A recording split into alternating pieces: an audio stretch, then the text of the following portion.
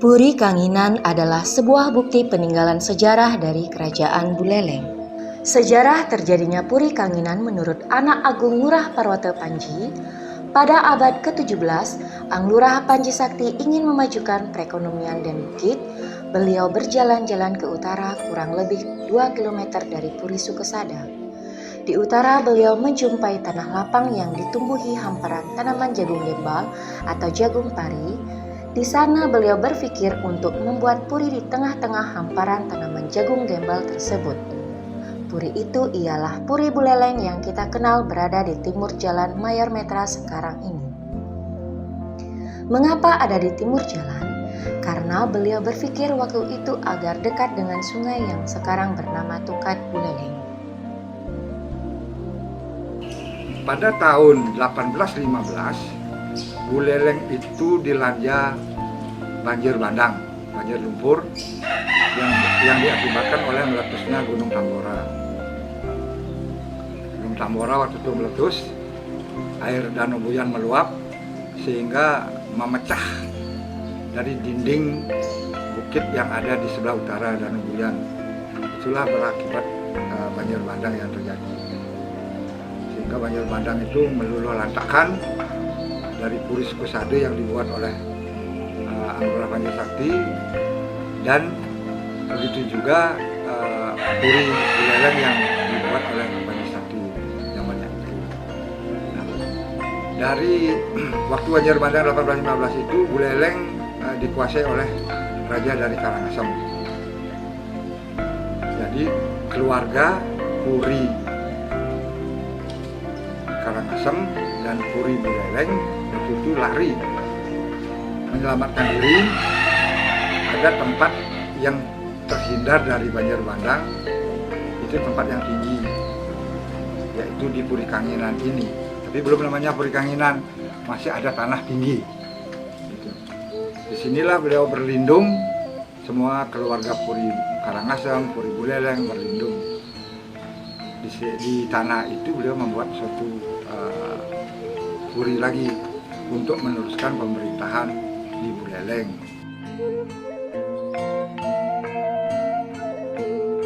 Pada tahun 1823, puri yang dibuat tersebut dipindahkan ke Puri Gede sekarang, yang ada di barat Jalan Sasana Budaya, karena puri sebelumnya terlalu kecil untuk mengadakan pertemuan. Dan Raja Karangasem menyebutnya tidak lagi Puri Buleleng, tetapi Puri Singaraja.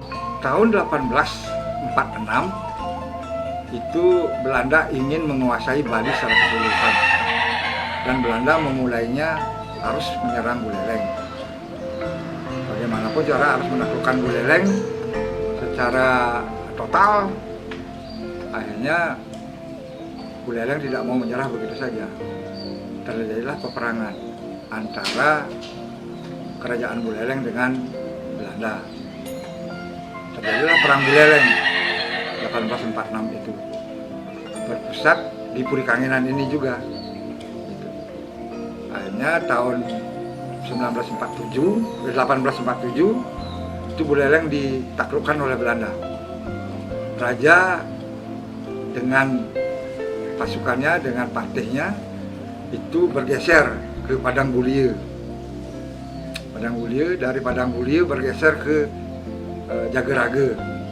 Nah, di sana perang terakhir 1848 sampai 1849. Hanya terjadi perang Jageraga. Nah, Buleleng baru bisa ditaklukkan oleh Belanda. Jadi selama 3 tahun itu Belanda baru bisa menaklukkan Buleleng. Dari tahun 1849 sampai 1855